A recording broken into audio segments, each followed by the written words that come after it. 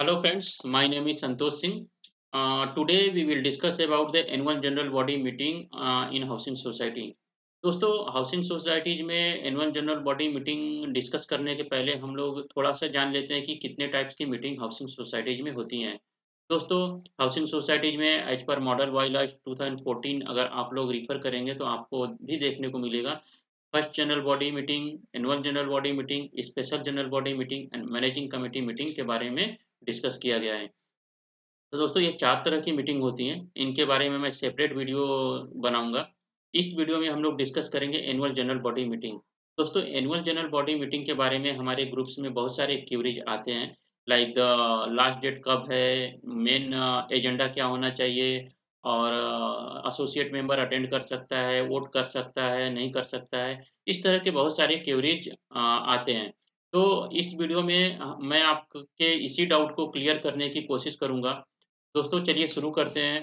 Annual general body meeting क्या होती है?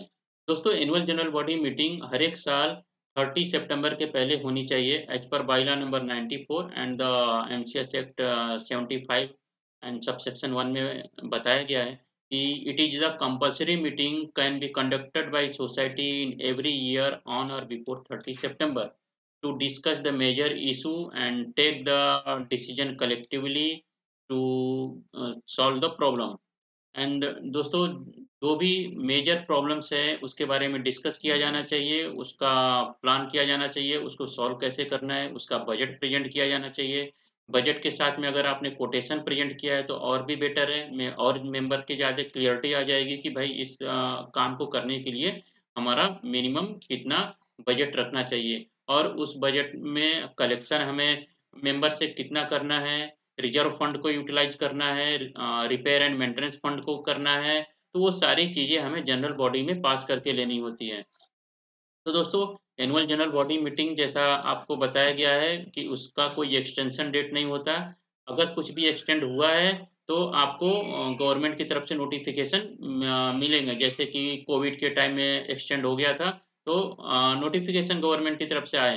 वैसे ही अगर होता है तो नोटिफ़िकेशन आएँगे, otherwise by default 30 September is the last date for the conducting the AGM.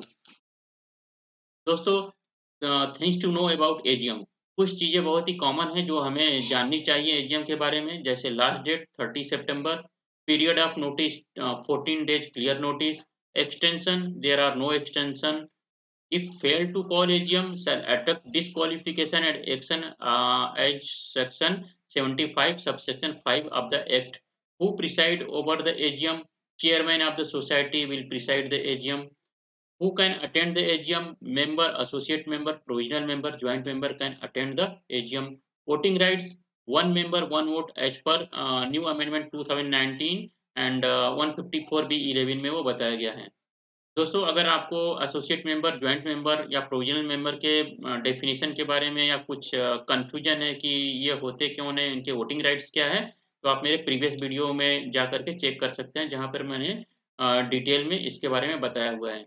Mode of notice: आपको जो मोड ऑफ नोटिस है, hand delivery, dispatch by post, register post या तो ईमेल के थ्रू करना चाहिए। दोस्तों मैं और सजेस्ट करूँगा, आज की डेट में हर एक सोसाइटीज़ के व्हाट्सएप ग्रुप बन गए हैं, टेलीग्राम ग्रुप्स बन गए हैं। आप हार्ड कॉपी भी दीजिए, ईमेल भी करिए और अगेन व्हाट्सएप ग्रुप या टेलीग्राम ग्रुप में भी नोटिस सेंड करिए। अगर सोसाइटीज़ के आप लोग सॉफ्टवेयर ऐप्स यूज़ करते हैं, तो वहाँ पर भी नोटिस बोर्ड में पब्लिश करिए। And what should be sent with the notice? Notice के साथ में notice with proper agenda and balance sheet and income and expenditure statement should be sent to the member. And function of the AGM: दोस्तों AGM का जो main function या responsibility है वो बहुत ही डिटेल में है एज पर बाइलॉ नंबर 95। आप भी चेक कर सकते हैं, उसको मैं सेपरेट वीडियो में डिटेल में डिस्कस करूंगा। चेकलिस्ट फॉर द एजीएम: दोस्तों एजीएम इसका डेट डिक्लेयर करने के पहले कुछ हमें होमवर्क कर लेनी चाहिए।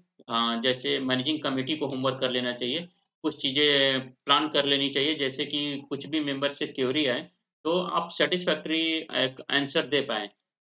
ओके, तो जैसे एजीएम स्टार्ट करने के पहले आपके पास बैलेंस शीट आपकी कॉपी आ गई होगी, ऑडिटेड रिपोर्ट आ गया होगा। तो ऑडिटेड रिपोर्ट को आप मैनेजिंग कमिटी में डिस्कस करिए कुछ मिस्टेक फाइंड होता है, एरर या त्रुटि मिलती है, तो उसको अगेन आप अपने ऑडिटर से रेक्टिफाई करके ले लीजिए एंड देन आप डेट डिक्लेयर करिए एजीएम का। डेट डिक्लेयर करते समय फिर मैनेजिंग कमेटी में आप डिस्कस करिए कि आपके चेयरमैन, सेक्रेटरी, ट्रेजरर एजीएम में प्रेजेंट होने चाहिए, ताकि chairman, secretary, treasurer is the main role in housing society.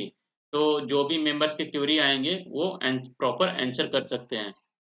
और एजीएम स्टार्ट करने के पहले आपको जो लास्ट प्रीसीडिंग ईयर में आपने जो काम किए हैं प्रॉपर विद डिटेल एक रिपोर्ट रेडी करिए, और नेक्स्ट ईयर के जो आपने प्लान बनाए हुए हैं, जो मेजर वर्क हैं, मेजर काम करने हैं, उसके भी एक रिपोर्ट बनाइए। उसको अगर चाहिए तो कोटेशन भी प्रेजेंट करिए, ताकि मेंबर को अंडरस्टैंडिंग में इजी हो कि मिनिमम बजट क्या हो सकता है, वो बजट आप पास करके ले सकते हैं। एंड मैनेजिंग कमेटी को एक टीम भी बना देनी चाहिए कि मेंबर्स की क्वेरी जिस टॉपिक से आएगा तो कौन रिप्लाई देगा, तो आपका एजीएम प्रॉपर वे में हैंडल होगा। और जो आंसर आप करेंगे एक एक्सपर्ट आंसर करेगा। जैसे अकाउंट रिलेटेड चीजें अगर ट्रेजरर आंसर करेगा, तो उसको प्रॉपर मालूम है कि कौन सी चीजें कब एक्सपेंस हुई है, असेट क्या है, लाइबिलिटीज क्या है, ही कैन आंसर प्रॉपरली। इस तरह से एक टीम बना दीजिए, लीगल की टीम एंड एडमिनिस्ट्रेशन रिलेटेड, या मेजर वर्क है तो वो कौन देख रहा है, तो इस तरह से टीम बना दीजिए आंसर करने के लिए। और लास्ट ईयर के जो भी मिनट्स बुक है वो रेडी रखिए, और ताकि अगर कोई मेंबर मांगता है तो आप उसको प्रेजेंट कर पाएँ। तो ये एक बेसिक चेकलिस्ट या बेसिक होमवर्क है जो मैनेजिंग कमिटी को पूरा प्लान कर लेना चाहिए एजीएम के पहले। दोस्तों नेक्स्ट है things to do in the AGM. दोस्तों एजीएम में कुछ चीज़ें होती हैं जो हमें प्रॉपर फॉलो करनी चाहिए, और नहीं फॉलो करेंगे तो एजीएम आपका प्रॉपर नहीं हो पाएगा, और आपके मेन जो एजेंडा है वो डिस्कस नहीं हो पाएँगे, दूसरे एजेंडा डिस्कस होंगे और पास होंगे, तो मेन एजेंडा रह जाएगा। तो इसके लिए जो आपके सेक्रेटरी और चेयरमैन हैं, उनको जो आपने सर्कुलेट किया हुआ है नोटिस और एजेंडा, उसके थ्रू जाइए, one by one point discuss करिए और पास करिए। और मेंबर को कुछ एनी अदर पॉइंट डिस्कस करना है तो आप अलाउड मत करिए, बोलिए after the AGM we can discuss. हाँ, ओके। तो आपका जो एजीएम है प्रॉपर वे में पूरा कंप्लीट होएगा।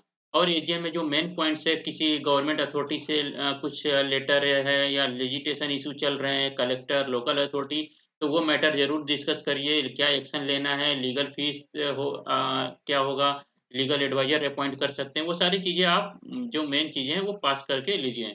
और all rights belongs to the AGM in case of chairman is absent. हाँ, अगर चेयरमैन एब्सेंट है या not willing to preside the meeting, तो जो जनरल बॉडी मीटिंग में है उसमें से किसी एक को आप चेयरमैन एजीएम के लिए अपॉइंट कर सकते हैं। And there is no quorum, then आप जैसे मीटिंग आप नोटिस में मेंशन किया होगा कि 30 मिनट या 1 आवर का वेट है, तो उस वेटिंग पीरियड के बाद आप फिर से एजीएम स्टार्ट कर सकते हैं अगर कोरम हो जाता है तो। And in terms of AGM, decision made by during the AGM bind to all member, जो भी डिसीजन लिया जाएगा वो हर एक मेंबर के लिए एप्लीकेबल होगा। उसमें कोई मेंबर जो अब्सेंट है वो कुछ बोल नहीं सकते कि मैं नहीं आया था तो ये कैसे पास हो गया। Okay. And in AGM you can not pass any resolution which violate or above the bylaws, society rules act and the Indian penal code. Okay. अच्छा, आप be careful about passing this type of resolution, जैसा कि बहुत कुछ society में पास कर दिया जाता है रिलीजियन को, रिलीजियस मैटर्स को लेकर के, या बैचलर को नहीं अलाउड करेंगे, इस तरह के मैटर आप पास नहीं कर सकते because you are not a law maker. हमारा महाराष्ट्र गवर्नमेंट ने जो रूल रेगुलेशन बनाए हुए हैं, सोसाइटीज के बायलॉज बनाए हुए हैं, आपको उसके नीचे या उसके अंतर्गत ही जो चीजें पास करनी है पास कर सकते हैं। और भारत के संविधान ने जो रूल बनाया है उसके अगेंस्ट में आप कोई रूल पास नहीं कर सकते। ओके। तो आप जो भी रूल पास कर रहे हैं आप चेक करिए एज पर लॉ वो फिट बैठ रहा है कि नहीं बैठ रहा है। आप सोसाइटी के जनरल रूल बनाते समय उन सब चीजों को ध्यान रखना है। एंड पार्किंग रूल वगैरह आप डिसाइड कर सकते हैं, वो भी as per by laws. And AGM में जो भी मिनट्स हैं वो आपको वो भी मेंबर को 3 मंथ के अंदर में सर्कुलेट करना है, उसका भी ध्यान रखना है। एंड पास द पेनल्टी, जो भी डिफरेंट टाइप्स के पेनल्टी आप सोसाइटीज पे लगा सकते हैं, वो भी आपको जनरल बॉडी में पास करके लेना है। अगर आपने नहीं पास किया है तो बाद में बीच इन बिटवीन कभी आप कोई फाइन नहीं लगा सकते, आपको जनरल बॉडी में पास करना है। जैसे कभी इंटरेस्ट है, लेट पेनल्टी फीस है, मैक्सिमम 21% है, और 21% ही लगा सकते हैं। कुछ सोसाइटीज में राउंड फिगर लगा देते हैं, 50 रुपए, 100 रुपए, दैट इज रॉन्ग। ओके, तो उस तरह की चीज़ें आपको नहीं करनी है। बाय-लॉ जो बोल रहा है 21% मैक्स, तो उतना ही लगा सकते हैं। और वाटर पे कोई मिसयूज़ कर रहा है, वाटर टैप छोड़ के खोल के गया है, उसके ऊपर पेनल्टी लगाना है। पार्किंग के रूल या तो फिर क्लीनिंग में, तो इस तरह के बहुत सारे जो पेनल्टीज़ आते हैं, वो आप लगा सकते हैं, बट वो जनरल बॉडी मीटिंग में डिस्कस और पास होना चाहिए। कोरम क्या होना चाहिए एजीएम के लिए? 2/3 ऑफ टोटल मेंबर या 20, जो भी मिनिमम होता है, आप उसके बाद अपना एजीएम स्टार्ट कर सकते हैं। adjourn the AGM as per bylaw number 101। जैसा कि अभी डिस्कस किया हमने, अगर मीटिंग में कोरम नहीं है तो आप 30 मिनट या 1 आवर, जो भी नोटिस में आपने बताया है उतना वेट कर सकते हैं। उसके बाद आप कोरम होता है स्टार्ट कर सकते हैं। और इसमें दूसरी एक इम्पोर्टेंट चीज़ है, मान लीजिए आपने वेट किया 1 आवर और 30 मिनट, उसके बाद भी कोरम नहीं हो सकता है, तब आपको एजीएम को नेक्स्ट डे के लिए अर्जेंट कर देना है, जो कि 7 दिन के पहले नहीं होना चाहिए और 30 दिन के बाद नहीं होना चाहिए। इन बिटवीन आप उस डेट में एजीएम फिर से प्लान करिए, और उस डेट में जितना भी मेंबर आते हैं, आप जो भी आपने एजेंडा है वो बिज़नेस ट्रांज़ैक्ट कर सकते हैं, एजेंडा पास कर सकते हैं, उसके लिए कोई कोरम कंपल्सरी नहीं है। नेक्स्ट है postpone of general body meeting as per bylaw number 102। In some times ऐसा होता है कि आपने जनरल बॉडी में जो एजेंडा है बहुत सारे ले लिए हैं और वो एक दिन में पास नहीं हो पाया। तो आप इस केस में नेक्स्ट डे में आप उसको प्लान करिए। इसमें भी रूल है कि 30 डेज़ के बाद नहीं होना चाहिए, 30 डेज़ के पहले ही होना चाहिए वो डेट, और उस डेट में फिर से एजीएम को कॉल करिए और बचे हुए जो आपके एजेंडा है वो पास करिए। जैसे कि अगर मान लिया 50 एजेंडा लिया, 25 एक दिन पास हो गया, तो नेक्स्ट डे में वो 25 एजेंडा फिर से आप पास कर सकते हैं। Restriction of attending the general body meeting as per bylaw number 104 आप चेक कर सकते हैं। प्रॉक्सी, पावर ऑफ अटॉर्नी और letter of authority is not allowed in behalf of member. Only societies के जो मेंबर, मैंने स्टार्टिंग में बताया, member, joint member, associate member and provisional member can join the AGM. How decision shall be taken as per bylaw number 107. In general body meeting, means annual general body meeting, any decision can be taken basis on the majority and the vote. Recording of minutes as per bylaw number 108, आपको जो भी general body meeting हुई है उसका minutes within the 3 month final draft should be share with the member. Notice board पे share करिए, email कर दीजिए, और अगर ड्राफ्ट मेंबर को कॉपी चाहिए तो कॉपी सर्कुलेट कर दीजिए। इसमें क्या बताया गया है कि जो भी ड्राफ्ट है वो आफ्टर एजीएम जो मैनेजिंग कमेटी की मीटिंग होगी, उस मीटिंग से 15 डेज के अंदर एक जो ड्राफ्ट कमेटी ने रेडी किया है वो मेंबर को सर्कुलेट करना है। और आफ्टर सर्कुलेशन अगर कुछ उसमें एरर या फाइंड आउट मेंबर करते हैं जो कि एनुअल जनरल बॉडी मीटिंग के हिसाब से रिकॉर्डेड नहीं है, तो वो कंसीडर करना चाहिए। और एफएक्यू है जो हमारे ईमेल्स में या तो हमारे व्हाट्सएप ग्रुप में आए हैं, उसको भी एक डिस्कस कर देते हैं कि उनके जो डाउट्स हैं वो क्लियर हो जाएँ। दोस्तों, जैसे किसी ने पूछा proxy attendance allowed? No, no proxy not allowed, मतलब आप फ़ोन पे या व्हाट्सएप पे, ईमेल पे आप वोटिंग नहीं कर सकते। You should be physically present in AGM. Defaulter can attend the meeting? No, defaulter can not attend defaulter can attend the meeting. Yes, defaulter can attend the meeting. Selection and election of managing committee can be done in AGM? No, election and selection जो भी election का matter है that is a separate topic। वो आपका new election GR आए हुए उसके अंतर्गत आपको election officer, returning officer appoint करना है, वो इलेक्शन करेगा। 250 के नीचे है आपके member, then you need to appoint the returning officer, और 250 के ऊपर है तो you need to write the application to the joint register to start the election process। Consultant or any other person allowed in AGM? No, Just we have discussed, only member of society is allowed to attend the AGM. Without audit report, AGM should be arranged or conduct? No. Audit report is compulsory to present in the AGM, and auditor appointment is also need to be appointed in the AGM. Can pass resolution not to allowed bachelor? No, you cannot pass this type of resolution which breaks or violate the Indian constitution. Can we pass the resolution to collect festival fund? No, you cannot pass this type of resolution also. This is also the violate the bylaws. And, notice time of AGM 14 days.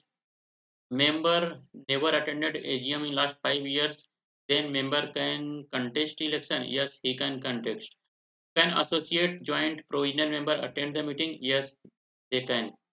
Can society charge fine for not attending the AGM? No, society cannot charge any type of fine for not attending the AGM. It's not in your hand. Okay दोस्तों, video को like and subscribe जरूर करिए, and अगर आपको कुछ doubt है तो comment box में डाल दीजिए। जब भी मुझे टाइम मिलेगा तो मैं आपको रिप्लाई करूंगा। और अगर आपको न्यू वीडियो किसी न्यू टॉपिक्स पे चाहिए तो वो भी कमेंट बॉक्स में डालिए, उसके लिए भी मैं टाइम निकाल के आपके लिए वीडियो बना दूंगा। दोस्तों, वीडियो को लाइक एंड सब्सक्राइब जरूर करिए, एंड वीडियो को ज़्यादा से ज़्यादा शेयर करिए, ताकि आपके सोसाइटीज़ के मेंबर्स एंड कमिटी के बीच में जो अवेयरनेस आएगी तो जो कॉन्फ्लिक्ट एंड फाइटिंग होती है वो सारी चीज़ें धीरे-धीरे कम हो जाएँगी।